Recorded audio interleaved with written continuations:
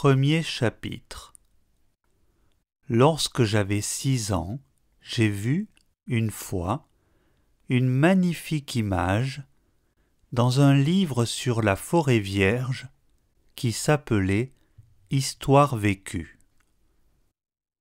Ça représentait un serpent boa qui avalait un fauve. Voilà la copie du dessin. On disait dans le livre, les serpents boa avalent leur proie tout entière sans la mâcher. Ensuite, ils ne peuvent plus bouger et ils dorment pendant les 6 mois de leur digestion. J'ai alors beaucoup réfléchi sur les aventures de la jungle et, à mon tour, j'ai réussi, avec un crayon de couleur, à tracer mon premier dessin. Mon dessin numéro 1. Il était comme ça.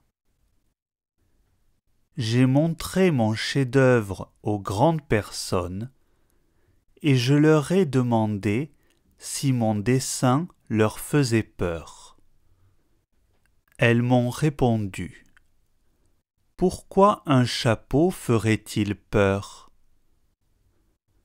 Mon dessin ne représentait pas un chapeau. Il représentait un serpent boa qui digérait un éléphant.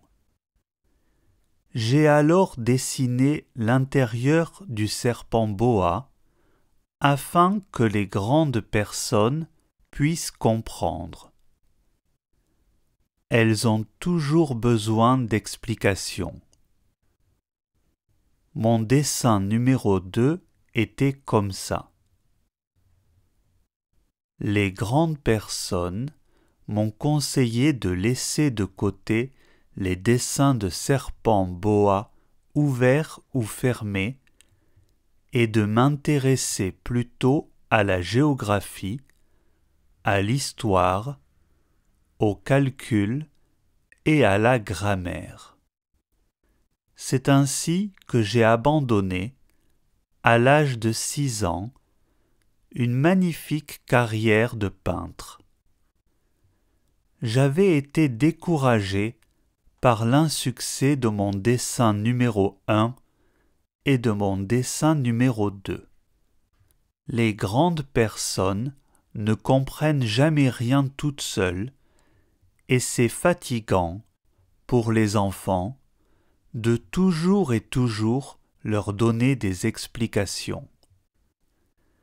J'ai donc dû choisir un autre métier et j'ai appris à piloter des avions. J'ai volé un peu partout dans le monde.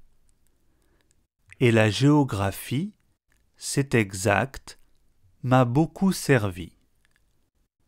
Je savais reconnaître, du premier coup d'œil, la Chine de l'Arizona.